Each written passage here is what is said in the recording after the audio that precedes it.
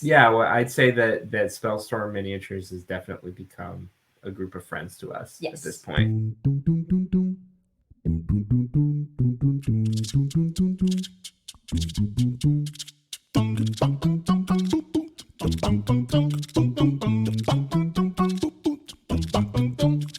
All right, welcome back to another exciting episode of Spellstorm Miniatures. My name is Jeremiah, and today I'm running this episode solo. Chad and Dan aren't able to join us today, but I do have with us Amanda and Sean from Adventures in Painting. Say hello to our listeners. Hello. Hello, that's Amanda, Yep. and this is Sean. Mhm. Awesome. I'm very excited to have you folks on. We've talked for a while about having you on our podcast. And, just about every week we hang out for the paint party on the Discord and we talk about all kinds of things and we get, and we obviously we get work done. Yes. Um, but today I just want to focus a little bit more of the spotlight on you and what you two are doing in the community. I want to remind our listeners that this month is Women's History Month. And so earlier this month, we had Judy on as a guest. Today, we have Amanda on as part of this episode. And so it's exciting to be able to just include more practitioners and hobbyists and more voices in what we do. So thank you from all of us for being on today. Oh, absolutely. Yeah. Yeah. I want to start. Obviously, you have Adventures in Painting, and we're going to get there. I'm going to give you an opportunity to plug that. But I want to start just by getting to know you a little bit more, both of you. And so, would each of you sort of give us just kind of the history of how you got into gaming, kind of what were your first few loves, your first few influences, and then kind of bring us up to where we are today. So, either one of you can start. Well, let's see. Before I met Sean, and Hmm. yes, we are married. Um, I got into gaming. I'd had a few experiences with gaming in the past. You Hmm. know, a sprinkle of video gaming here, a little sprinkle of board gaming there. I was exposed to Magic the Gathering, but that's another story for another day. And when I met Sean, we started playing more and more board games. Mm-hmm. That eventually led to me, looking at these gray bits of plastic on the table and just kind of going, oh, these would look so much better if they were painted. And that kind of snowballed into what is now Adventures in Painting. Yeah, I guess that's a great way to start talking about it. That um, as someone who's been a long time board gamer and just Hmm. gamer in general, since at least when I got a box of Dominion and Race for the Galaxy from my brother, and that evolved quickly into games like Battlestar Galactica and all the great FFG titles to Euro games, Yeah. and then eventually into war games a little more recently. Mhm. Yeah. Um, I entered the marriage with my hobby, and it's interesting to get a perspective that isn't another gamer's perspective when it comes to the games you play. Hmm. I, as a board gamer who played a lot of Fantasy Flight titles, was used to unpainted gray plastic, but my wife was not. So when she saw it, she kind of balked and she said, "We need to paint this." And to me, it was kind of revelation of realizing is like, oh right, yeah, they're all this. This is a lot of gray on the table. This is kind of boring to look at. Mhm. Yeah. So she brought color to my life. Oh, Um, that's poetic yeah, and so like beautiful. that's how I got into painting. Well, that's when I really started getting into painting. A long time ago, I did some Games Workshop painting, Yeah. um, and I started with some little Gondor figures from the old second edition Middle Earth line, right? Nice. Yeah. Um, Yeah, that's a really old one at this point, I guess. But back when the pots came in, like the Games Workshop pots came in the sort of glass and black top ones, right? And but I didn't really believe that I could paint as like a sincere and dedicated amateur until I met my wife. Mm-hmm. Nice. Yeah, I guess I kind of gave you that confidence to play with stuff. Yeah, that's cool. I wondered a little bit about. Yeah, I wondered a little bit about your history. A lot of folks, have some kind of run-in with Games Workshop along the way, or Magic the Gathering, or Dungeons and Dragons, right? Those are sort of like the big three that are out there that most people have some sort of run-in with. And it looks like both of you ran into both of them, or two of the three at least. So it's interesting that when we game, like neither of us were what you'd call, we still aren't really outgoing or gregarious personalities. No, you are more so than I am. Not by a whole lot, though. So, like, it's interesting how painting was a touchstone for both of us as introverts, right? Yeah, because instead of going out to bars, at the time when we started, we were both so broke that we're like, this is all we can afford to do. And we used like what Vallejo paints we could scrape together. We did a lot of mixing back then. But it's interesting how like painting for us was our entry as people who didn't grow up with Games Workshop, except for, in my case, like reading a lot of the novels. Like I read the novels, Gaunt's Ghost and stuff like that, but I was never part of that group that would get together and play war games. Yeah. I didn't have any wargaming experience before meeting Sean. Like my first introduction to wargaming was with Warcry. Yeah. Okay. Yeah, and that's a relatively new game. Yeah, that's a relatively new game, though. It is. We were doing a lot of stuff like New Angeles and a lot of heavier board games before then. So it's like, it's an interesting entry into the hobby, definitely, and not one that a lot of people grew up with. Yeah. A lot of the folks that, participate with the Spellstorm community, like on the Discord or whatever, a lot of us have a wide interest in games. And so, like, for example, I'm a miniature war gamer. I'm also part of a D&D group that meets twice a month. And before COVID, we used to get together with a group of friends to do a nightly game night, a board game night specifically. And we would and it was a lot of fun. It was a potluck. Usually we, share meals and that sort of thing. And there was a lot of overlap. There's a lot of folks who were like there's a couple guys that are in my D&D group are also guys that wargame with are also in the board game group kind of thing. Yeah. But then there are a lot of folks who are exclusively one or two out of the three and not all three.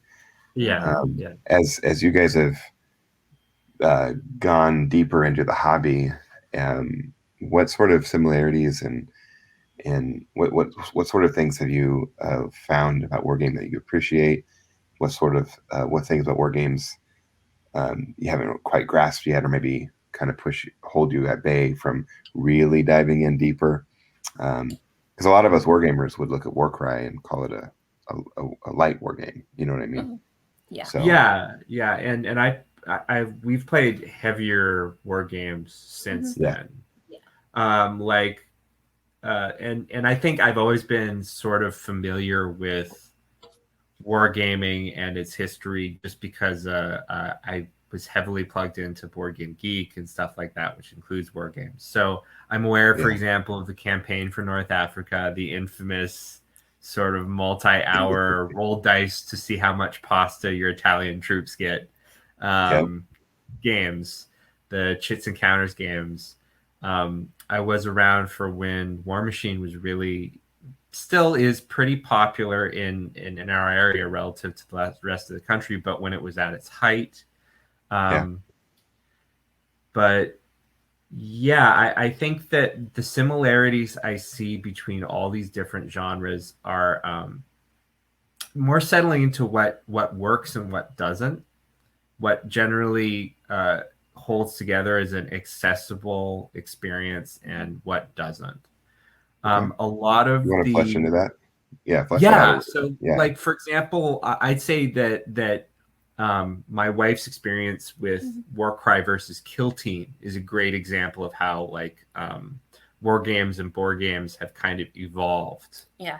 So one thing for me that kind of made it a little difficult for me to like fully get into Kill Team was that the rules are a lot clunkier Quote Mhm. unquote. than they are in Warcry. I feel like Warcry is a little more streamlined. You know, instead of having Yeah. to make 60 rolls, I'm making one roll.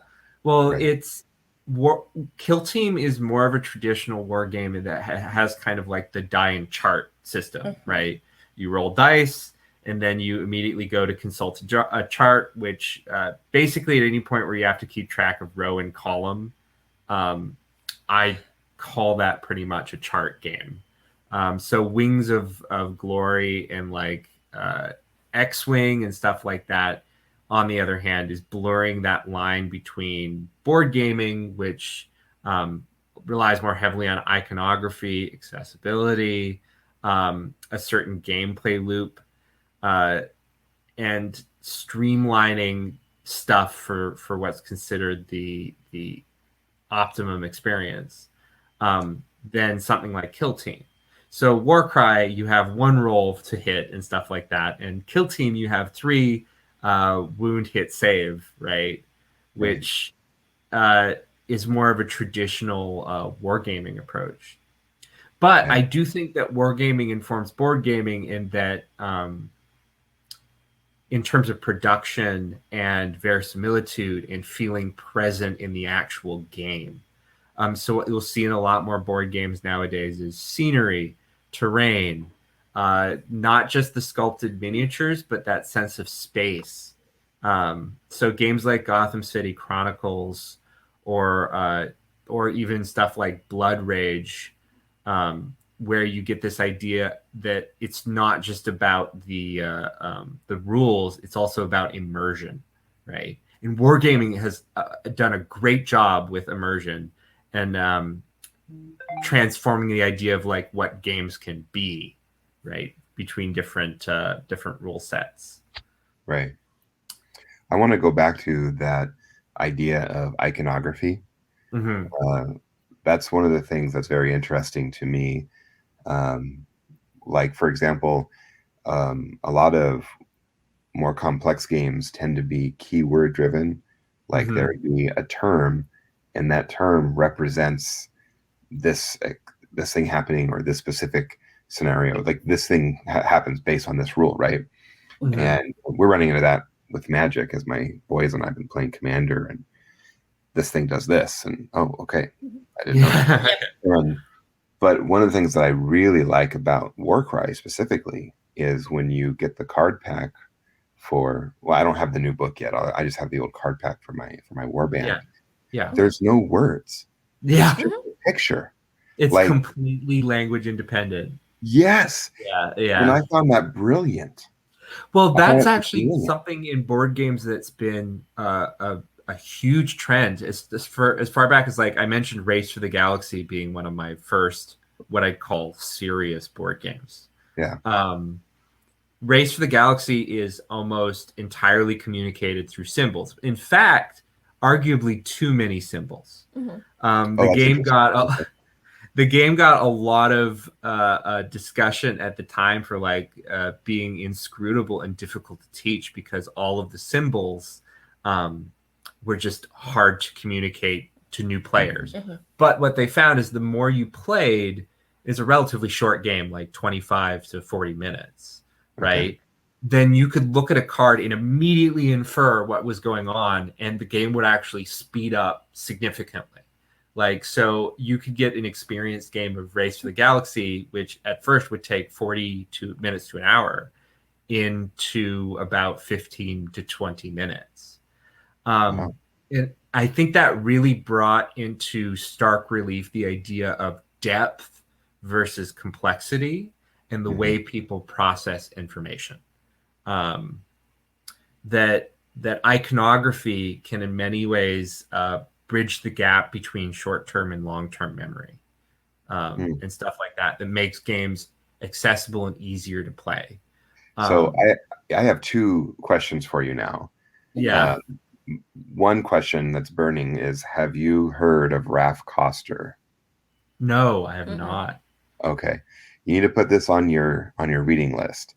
The name of the Mhm, book is A Theory of Fun for Game Design. mhm, Okay. And it's Raf, which is RAPH, and Koster, Koster. It's one of my most favorite books of all time. mhm, I read it every other year, it seems like now. But he goes into what you just talked about uh, was the learning that takes place in games. mhm, His whole book is about that, Hmm. and he goes into brain theory and like all kinds of stuff. And it's mhm, brilliantly designed because on the left hand side is text, and then the right hand side is some sort of comic that he drew that mhm. helps to illustrate the text that he was writing about. Yeah, yeah. And so for like a 150-page book, you're only reading 75 pages. Yeah. But it's so good. And he updated it. The 10th anniversary edition has additional research, Mhm. but he really leans into what you just talked about. Yeah. Hmm. Well, it's interesting because Amanda's a psychology major, Mm-hmm. Well, I was or in she for was. college. She's planning on going back to finish it. But Great. my dad was actually uh, taught system science. Like he was an MBA, and he sort of made a company around this called ICAP Biz, which talked about the way people process information, Mm, right? yeah. So it's interesting that I kind of took that into learning about games as well. Mm-hmm. And I actually read something recently by from Eric Lang, who made Chaos in the Old World, Blood Rage, Rising Sun, who makes a lot of the stuff that goes on Cool Mini or Not Kickstarters these Yep. days. He Yeah. made most recently, I think, Bloodborne, Bloodborne. the board game, which is probably the best adaptation of a video game to board game I've ever seen. Huh. Um, but he said that gaming is not necessarily an art or a science, but it's a combination of philosophy and um, it's really a philosophy and way of living in a lot of ways, right? Yeah. That's That brilliant. I like that. game theory is an extension of the way we process information and enter situations at Yeah. all, right? Yeah. So the real complexity or the real depth at a heart of a board game or war game or any game really is comes from the complexity of people's relationships with each other, not really the components and the stuff like that, which is also just tools to provoke those kinds of reactions and relationships, right? Mm.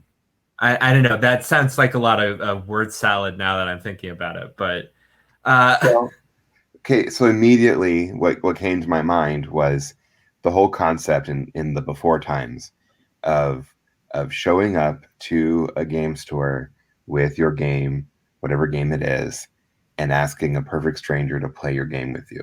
yeah, which is And- the play tester's litmus test, right? right?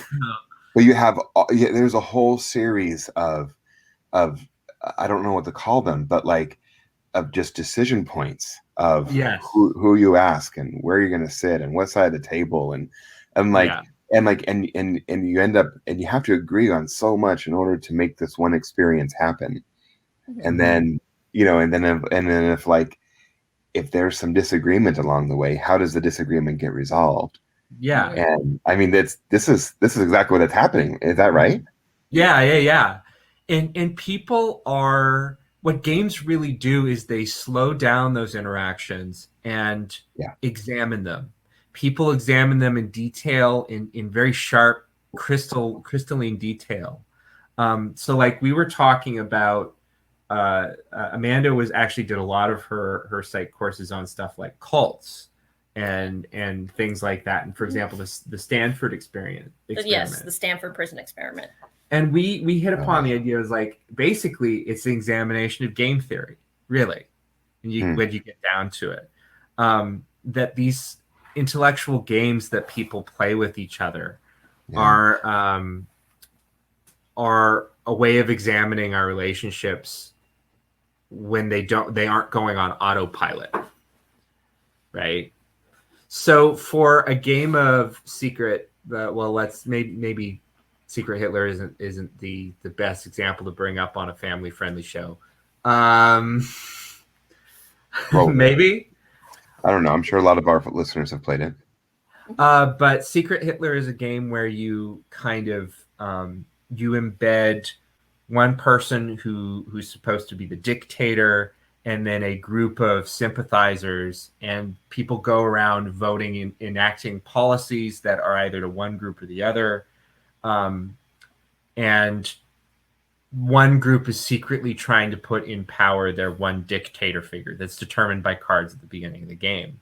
But the creators of the game said that they were trying to model how people process power, right? And divide power between them and stuff like that.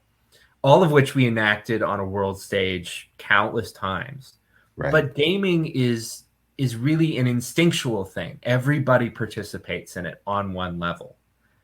So when we're talking about accessibility and the rules of the game, you're really just leading people to the rules are just a vehicle to lead people to those situations where they rethink the way they approach people. Yeah. Right. So the complexity of the rules, which I think that both wargaming and board gaming at their worst often confuse complexity with depth. The rules are only as complex as they need to be in order to get people to get that aha moment where they examine what they do every day. So that's kind of what that Eric Lang quote meant to me, of just like gaming is a philosophy, not just and a way of life, not just art or science. I've learned a lot about myself through gaming. So. And about other people, really. And other people, true. Yeah.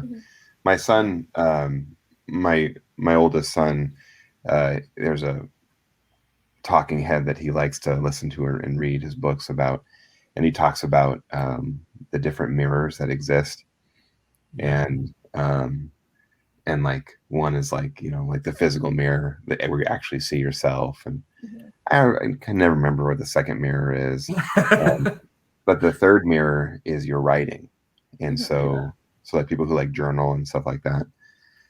As a gamer, I secretly want to add a fourth mirror, and playing games. So exactly. Yeah. Well, there is actually an interesting argument as to whether or not. Oh well, I'll try and curtail it a little bit because this could go on forever. We could be talking about around 8 mirrors by the end of this train of thought. So, I think that's a great way to put it. Is just that games are kind of the fourth layer of human experience. Yeah, which is why you see animals playing them. Right. Yeah. Yep. And it's not like gaming's a relatively new thing. No. Though I think that one of the new things that we're happening upon as a culture, a gaming culture now, is cross-pollination of board games and war games and video games, and blending all of these things together. So stuff like we were talking about Warcry, right? Right. Warcry is when I was introduced to it as someone who's been accepted into a board game community, but not into a war game community up to that point, I just realized like Warcry plays quite a bit like a board game, right? Yeah. So stuff like Leviathans, where it's sort of a closed box experience, right? Where you don't have large amounts of supplementary material added to sort of make the game tick. You don't consult a lot of charts. It's a very, very much a sort of contained experience. That's a very board gaming approach to wargaming, right? Yeah. And then there's stuff like Mansions of Madness, which uses apps, right, as part of the game. The apps provide the dungeon master experience, and that's a blending of board gaming and video gaming, right? Yeah. So what I think we're seeing is this great emergence of game genres trying each other's tricks. Yep, and we're seeing the introduction of technology in that as well. Yeah. I like that, genre trying each other's tricks. That's a tagline that's worth holding on to.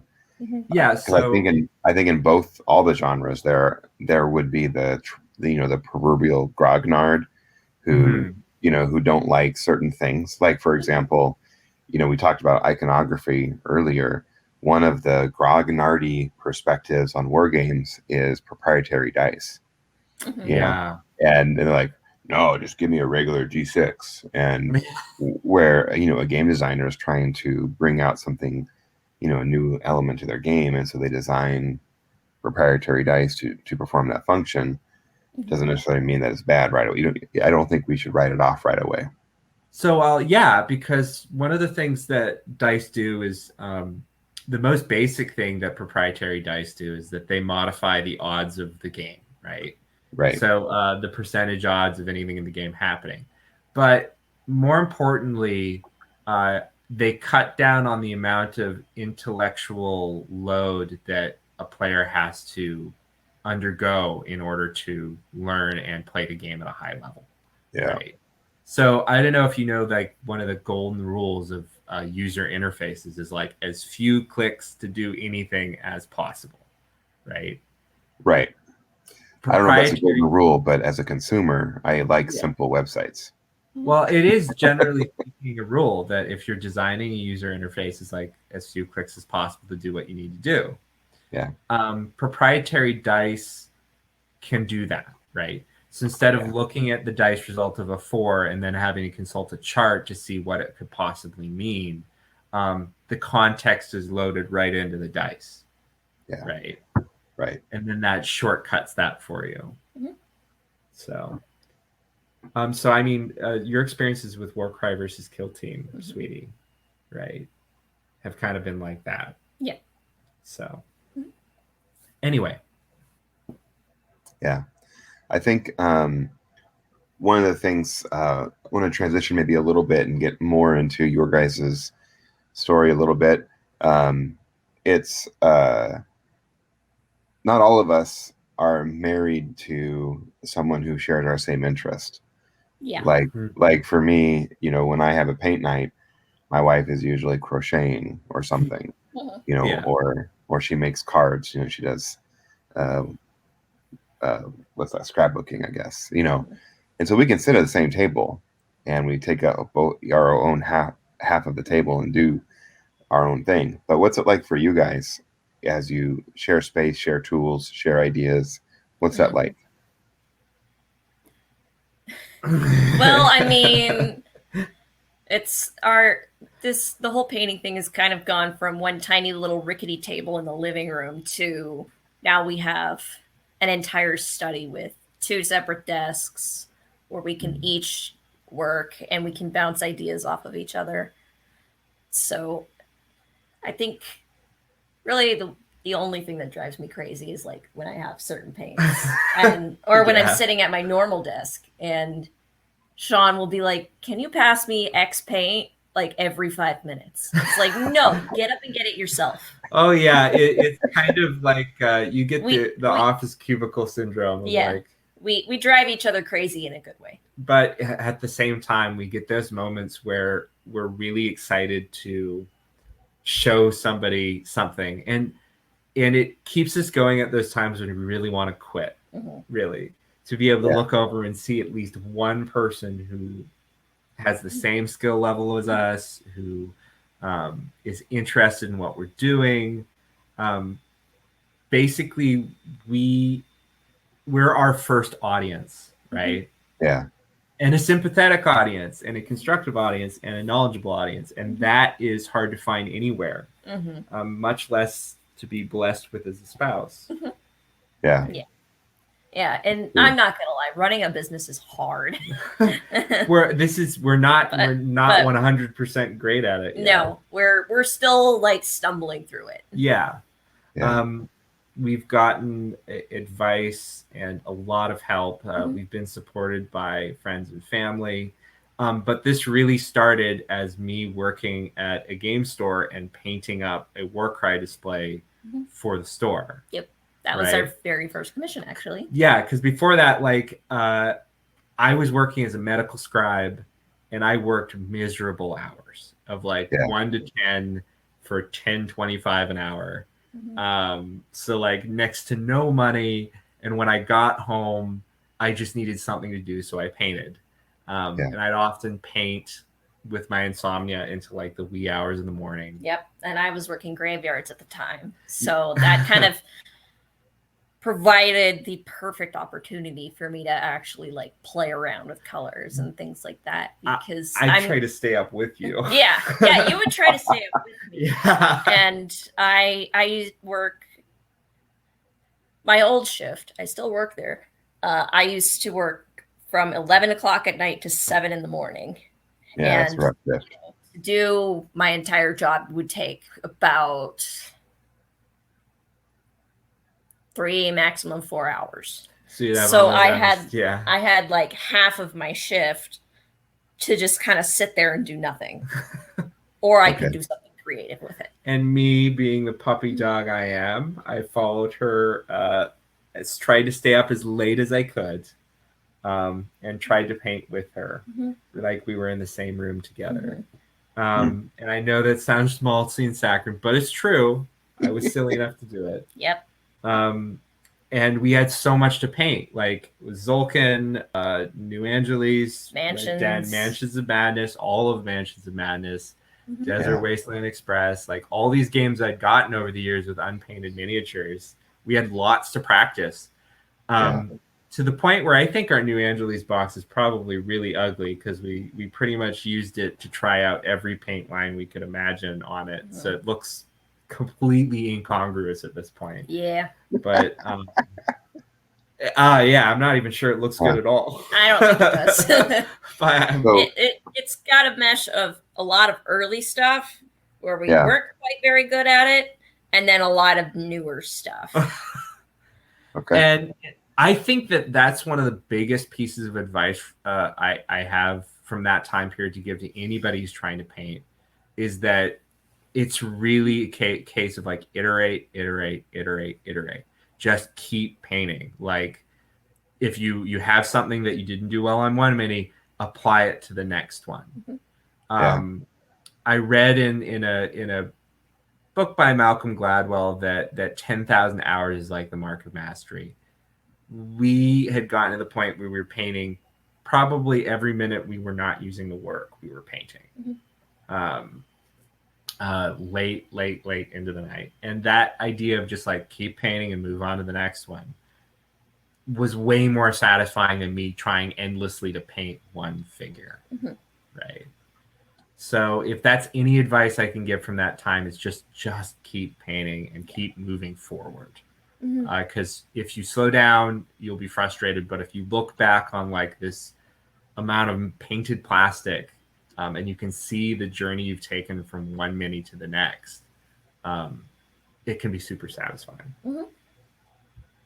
I like that. I like that.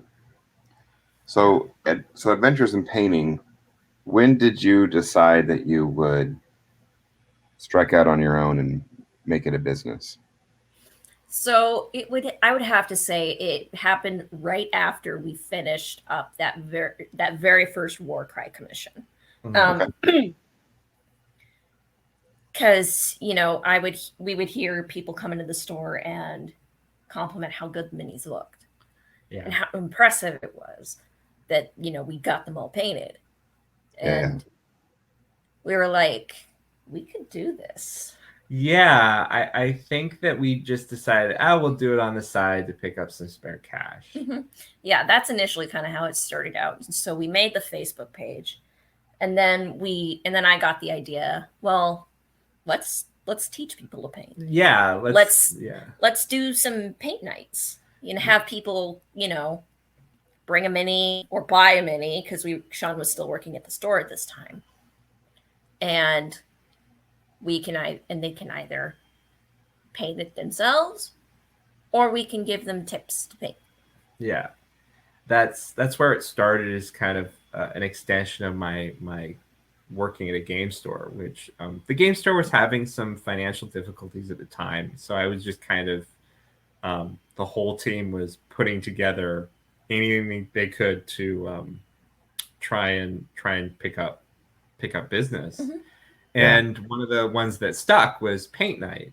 Mm-hmm. Yep. And I think that with the combination of that and the job we had and stuff like that made us realize is that not only could we actually sell this, I'm not saying we're the most amazing painters in the world, but that we really could paint longer and with more persistence than most people, because we just enjoyed each other's company so much. Yep. So like the point at which we decided to turn it to a business was really just a case of saying, all right, we'll sell this one and then we'll move on to the next one. And it just grew slowly bigger and bigger and bigger. One commission just to pick up a little spare cash of like, what was it? It was painting Penny Arcade Acquisitions Incorporated. Yep. Just some minis, because we had some people who were board gamers and they were like, we don't know how to paint.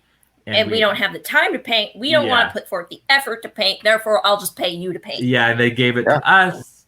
And then we went from there to like Terraforming Mars minis. And then we went to an entire commission of Blood Rage, right? Mm-hmm. Which is 50 plus minis. Yeah, after getting into I think it's a Portland, Vancouver area board game group on Facebook. Yeah. Where we're just like, hey, we're some minis painters. Yeah. And we were charging, and we still kind of charge pretty low prices, because we were just like, we'll do this as a side thing. We can always pick up the money. We'd just gotten married pretty recently. That point, we wanted to save up for a house and a nest egg. Yep. So we're like, we'll do this on a spare time. And the commissions got bigger and bigger and bigger and bigger and bigger. And then we were doing Mechs and Minions and Gloomhaven, and then we looked up and realized we had about like a year worth of backlog to get through.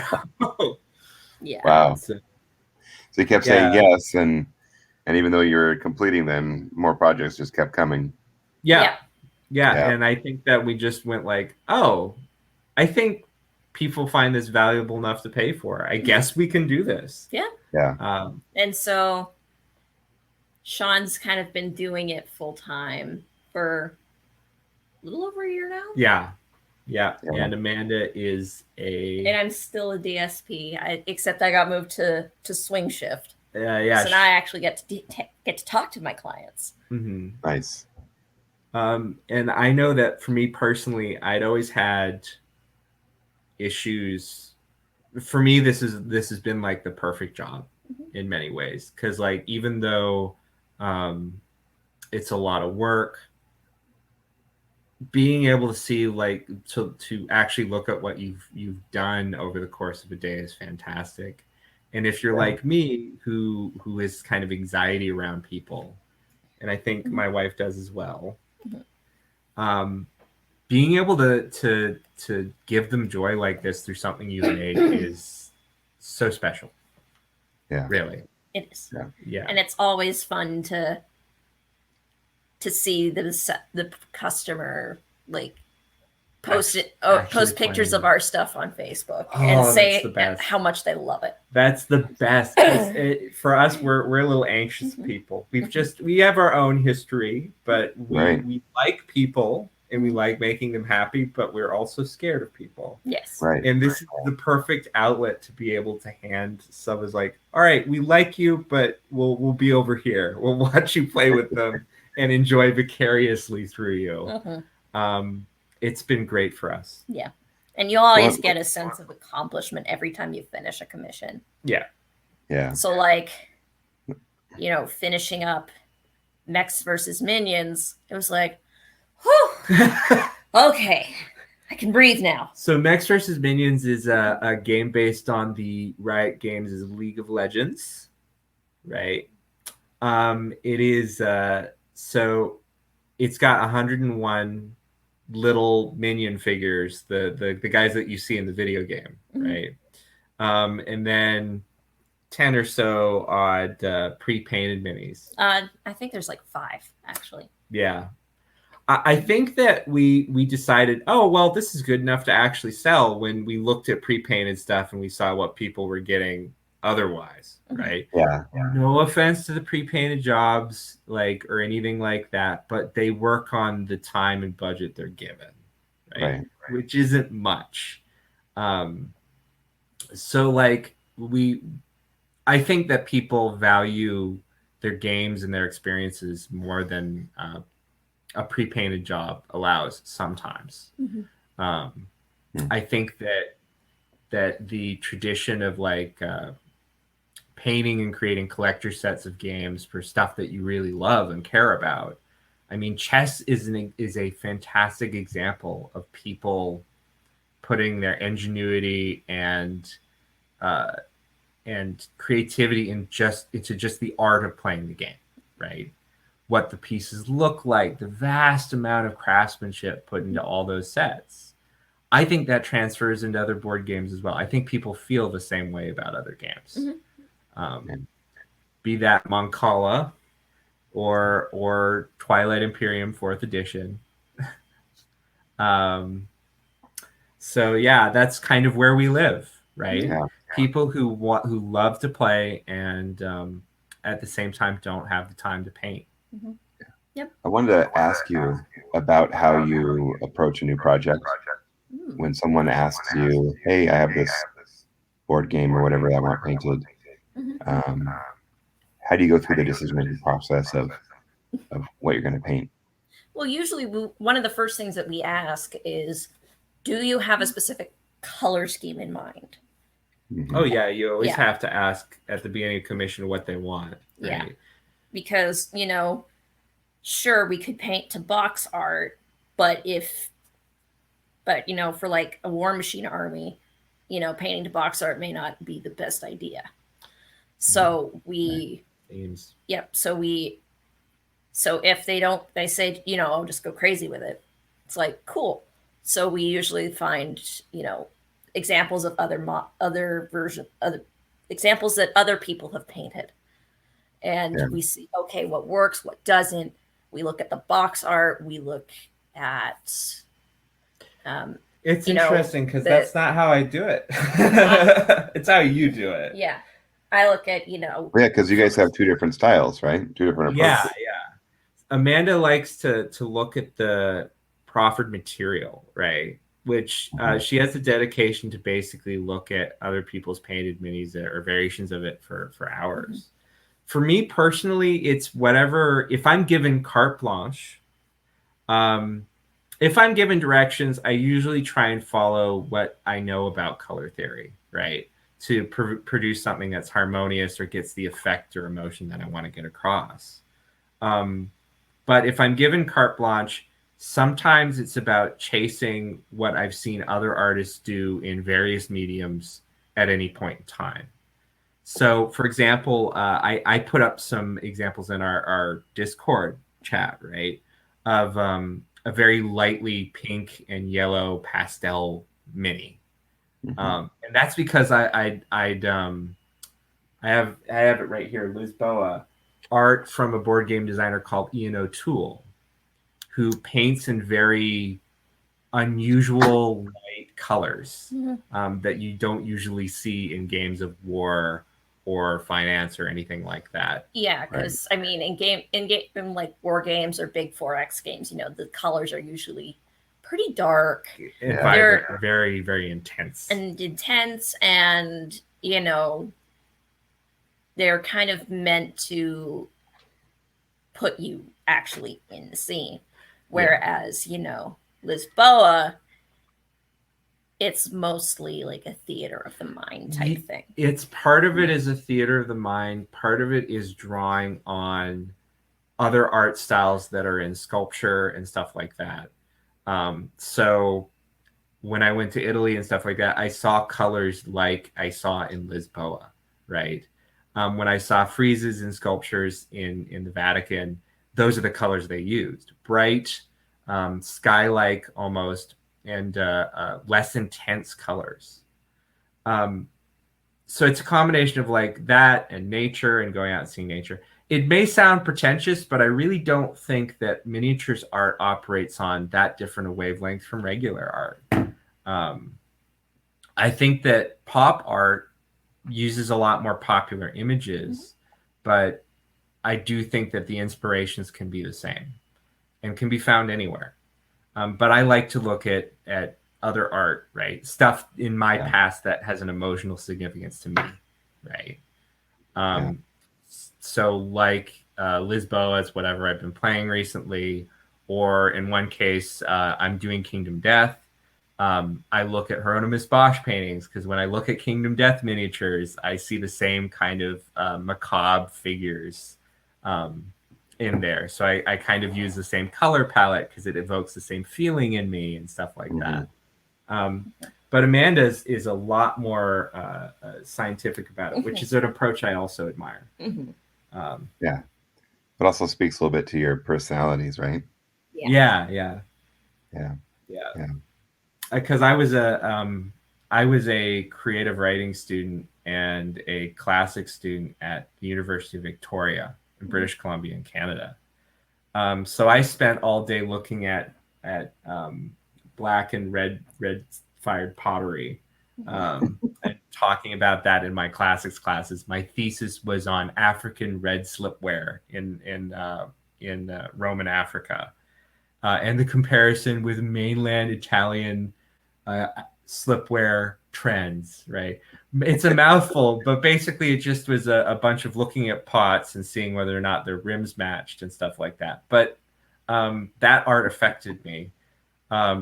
Maybe it was inflicted on me, depending on your perspective. But yeah, and as a part of my major, I did have to take some electives. So I did take 2 parts out of a 3-part art history course. Nice. And that kind of enlarged my idea of what art could be. It exposes you to a lot of different influences, right? So when you take on a commission, it's a really personal thing, really. Like, so it's not something that you can, some people have a process, and I really love those people who are just like, this is a job, right? They show up like they would at a construction, they build something intense that'll stand time. Some people approach it like in my way, which is more of an art history approach. Some people approach it more as a scientific approach. For example, when painting skin tones, they actually talk about the dermis, subdermis. They talk about what you'd see in like an actual human anatomy sense. Yep. All of these are valid ways of approaching minis painting. Yeah. Well, so. I for one have been really enjoying this conversation. There's I think we got to touch on a lot of different things, and like you said earlier, we can honestly have a very long conversation if we so chose. Yeah, absolutely. Yeah. But I wanted to ask just about you personally, because I know when you have a business and the business is related to you, something that you're passionate about, sometimes you lose the passion for your personal projects. So I'd love to know 2 things. One is what is one project that you're working on for yourself? And then 2, what is one project that you would like to do that you haven't done yet? Ooh, okay. We have a lot of projects. Yes. One that I'm working on for myself is actually a redo. I right about the time when we started Adventures in Painting, I painted up a Lady Olinda model from Age of Sigmar. Yeah. And at first I was okay with it. I didn't feel like it was my best work, but I was all right. But as time went on, I grew less and less satisfied with it, to the point where just a few days ago, I actually just caved and bought another Lady Linder model Yeah. to paint up, because I know now that I can do so much better. So that's kind of my pet project on my table for right now. My recent pet project is two things. One, a team of snotlings for Blood Bowl, and we recently bought into the second season of Blood Bowl after having. I love the setting. I've read novels in the setting and stuff like that. It's a lot of fun. This was my first actual shot at like playing the game as it's meant to be played. Yes. Right. Hail Nuffle. Hail Niffle. Yeah. And I'm working on the Snotlings, and I'm aware of their reputation as a team. Mm-hmm. But I can't help but love that theme of just like the idea of so many guys on the pitch that the rest lose count and they can break the rules. Like, it speaks to that element of Blood Bowl to me, which is kind of the parody of American football. Yes. Right. And I have to say, I do love the video game version where you can just kind of yeet somebody across the field. Oh, that's half the point of Blood Bowl, is that it's sometimes there's a ball, but most of the time it's just Warhammer, regular Warhammer on the field, right? Mm-hmm. So one of my projects is the Snotlings. Another one of my projects is my Genestealer Cults Kill Team, though I pretty much finished that recently. Yep. What I'd say is like tabletop ready. Yep. I want to take, I actually did a bit of a rebuy too. My wife worked on the Splintered Fang warband. Mm-hmm.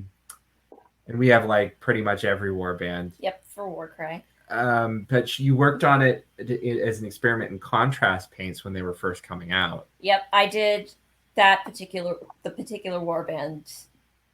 I did that all mostly in contrast, and we actually recently just sold that warband for really nice profit. So one of the things about the Splintered Fang band is that it's kind of done in the style of Roman Raciares and gladiators. So what I would like to do is take a page out of the book of like a lot of Soviet artists, Czech artists, stuff like that, and paint like a semi-photorealistic Roman gladiatorial version of those Splintered Fang, like a collision between the history and the myth of the actual Age of Sigmar. Because there are a lot of really excellent Czech artists that do historical dioramas. Yes. And some of their work is just so amazingly detailed. Like, you get a sultan or something, and the robe, like every inch of the robe is free, has great free-handed style, done in the sort of Baroque, the Baroque stylings of that period. Mm-hmm. I like to do that with Splintered Fang, if on a much reduced scale. Yes. So that's one of my projects that I'm taking on too. So one thing I would like to work on would be Bloodborne, because I think we would have a lot of fun with those models. They're so detailed, they're grotesque, they're creepy. I love it. That, and I think that one of the most instructive projects that anybody can take is trying to match the style of something that isn't an existing mini. Mm-hmm. So for a board game, I think Quirky Circuits was one of them. Someone says, paint these minis for me, and their reference is drawn art only. No pre-existing minis or box art or something like that. So you just have the minis, and you're like, you have to paint them in the style of this two-dimensional drawing. So what you start to look at the drawing for is the artist's color theory ideas of like what their decisions were, and you're kind of like a detective, sort of moving in after the scene of the crime, so to speak, and piecing together how they made it. So Bloodborne would be a great example of that, because Bloodborne's art style is tremendous. Yes, and we did find copies of the Bloodborne art book, which basically shows the art directly from the video game. So rather than having to look up stills for a reference piece, we can actually go to the book You can go to and the literally concept art. zoom in as close as we need to and see, okay, this piece of linen is this color. So how am I going to make that transfer to so the model? like the color palette of there's color correction to create the illusion of color of certain colors in not just in photography but also in drawn art. So like in Bloodborne, there is never actually a true white. Everything is basically shades of Gray. overlapping gray, and at the very least you get at the very most you get an off-white. Like, so that is a very deliberate decision, and when you're painting a mini based on that style, like, you try and incorporate it or break those rules depending on what you want to get out of it. So being able to do what classical composers used to do back in the day, which is retranscribe existing pieces, right? What classical composers would actually do is they'd take a piece by Vivaldi or by Bach and they just write it again, right? And that process of rewriting it or transcribing it gives them insight into the decisions that were made in the piece itself, right? That you get to look behind the lens of the designer. So yeah, that's what I think that is a great exercise for artists, is just like take anything based on existing art that isn't Minnie's art and just try and take apart why the creative color decisions of like why those colors were chosen and what it was trying to get across and what its influences were. Yep, and what works and what doesn't. Yeah. And what works on minis and what doesn't work on minis compared to those different forms, right? I like that. Yeah. Well, I've enjoyed our conversation today. Thanks. Yeah. It was everything that I thought it was going to be, and so that's good. Before I do, we hit it all, right? Before we do the closure, do you have any questions? Anything for me? I realize I don't ever ask my guests if they have a question for me, So that's a really, I mean, let's see. Well, now that forces us to switch gears a little bit. Both of us are in exposition mode. Yeah. Yeah. Yeah. How about when did you first go to Rune and Board up in Portland? Because that's kind of and it's Hillsborough. Yeah. Which to me is part of Portland. As someone in Salem. Yeah. Yeah. Even though they're like 30 minutes apart. When did I first go there? I think it was relatively soon after they opened. There was an article about them in the local paper here, the Hillsborough paper. It was online. I didn't actually read the paper, but and I was like, oh, a new game store. And I sort of always, whenever I travel, I always try to find the local game store and go in and and usually support, buy a pot of paint or something at least, right? And then to find out that there was, another game store relatively close to where I live sounded pretty cool. So when I first went in, it was only half the size that it is now. They didn't have the other side of the building there. And so it's been cool to see them be able to expand into that side and be able to offer so much more. It's great when you see you always love to see the place you go to get more space. I think that's the biggest reward a long-time customer can get, is like they actually have so much stuff they needed to knock a wall out and then move it over. Oh yeah, I remember when Wild Things, our local game store, used to be over near my dad's house in this little hole in the wall. And now they've moved, downtown off of Commercial Street, and they have like 2 floors of space. Or the Board Game Cafe in Victoria, British Columbia, where when I was going to university, there was a board game cafe opening up, and they just said like we have so many people are coming, we need to get more tables, so they bought the restaurant. They bought out the restaurant next door and just basically took over the whole place in a busy downtown area. So that must cost quite a bit. So yeah, it's always great when you get that feeling. So another question for you: if you could combine a board game mechanism, like a really something you haven't seen before, and a war game mechanism, like which two would they be? Like I'd say like an auction and say kill team's wound hit save system, or its specialists or specialisms. Yeah. Can I cheat a little bit and instead choose a role-playing mechanic? Yes. Sure. Yeah. Okay. Yeah. One of the things that has always been intriguing to me is the Savage Worlds exploding dice mechanic. Mm-hmm. And I wonder how that would look in, like, because a lot of times, so when we play war games, like miniature war games, you know, you have two different sort of expectations. One of them, one expectation is a very chess-like competitive, you know, fight for the objective, get all the points and win. Yeah. Sort of.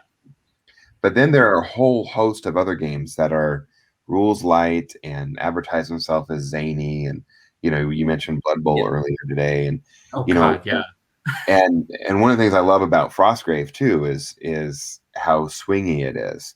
And now a lot of people don't like that, but I like that. I wonder if an exploding dice mechanic existed somewhere for some thing, maybe a certain type of weapon or something. Sometimes it's gonna get big and sometimes it's not. You know what I mean? Yeah, that'd be great if you had more risk reward. Let's not say like optional risk reward variants. Like one of the things I like in Blood Bowl Team Manager, which is now out of print, unfortunately. Yep, but we still have our copy. The Goblin team, true to form for their Blood Bowl counterparts, they cheat a lot. And the cheat tokens can either get them called off the field or get them huge bonuses. But basically, you're rolling the dice every single time you put out a player. And they're just like, there are other ones that are a lot more consistent, but there's a fun aspect to just that high risk option, right? Yeah. So if you could have like a War Machine faction whose weapons have a huge variance in hit and damage or hit, right? That'd be great. Like really swingy exploding dice mechanisms where you can roll 8 hits on one die. That would be awesome. Mm-hmm. Yeah. It all depends on what experience you want. Yeah. So that's the thing, and that's why I play a variety of games. Is each one of them give me something a little bit different.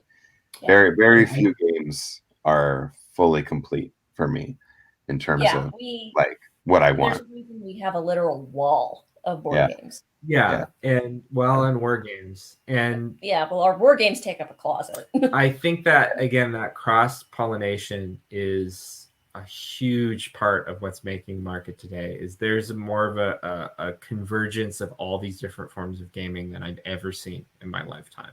I see board gamers picking up war games. I see war gamers playing board games in their spare time. I see board game mechanisms wandering all the way into war games. I see apps coming into board games. And like I remember a game Gollum Arcana where it was played with scanning stuff into your phones. It didn't ultimately, I think, last, but it did transfer to other games afterward. Like there were more games. That was real cutting edge. Yeah. Oh gosh. Almost like before its time. Other games, the detective game. Right. Chronicles of Crime. Yes, that one. Where you literally see the crime scene through the eyes of your that's detective, actually, and you also get to scan cards that represent pieces of evidence. I think if I were to say a thing I'd like to see in a war game is a some sort of way of determining points that isn't just like set by someone out of game, right? Like I really like the idea of if you're playing, for example, a war game based on the conquest of Gaul, that you have a part where Julius Caesar is in the Senate trying to raise troops, right? And then that determines the points they eventually take into the battle, as opposed to just having someone say, take 2,000 points worth of units, right? Well, it sounds like what you want to play is campaign. Yeah, that's true. I do. And a lot of rule systems have campaign systems. Yeah. Oh Yeah. yeah. But I'm actually talking about something more along the lines of like using some sort of more board gamery mini game to determine points, right? Not just campaign style of like, this is how many points, and depending on how many territories or thraldoms you conquer, like that is in Warcry, and in 40K it has the manufactorums and the area control there. But it would be neat to have something that represented the more political side of a war game. Well, I'm going to put a little plant the seed then. Time to write a game. There's plenty of space, and I feel like the industry is growing. A lot of folks feel like maybe we might be on the edge of a bubble, but I think if something truly unique were to come out, perhaps like what you're mentioning here, then it'll find market. So saying whether or not that we're on a bubble would require about 2 hours to talk about, because that's a whole nother topic, and we're gonna have to solve that. Maybe that'll be part 2. I think that would be a great way to do like a board of like 5 people together. Like have a panel discussion. Yeah.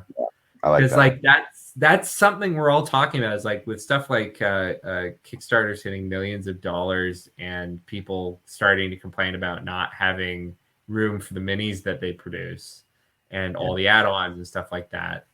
I know that at least for our corner of the industry, that's a major concern. Yes. Yeah.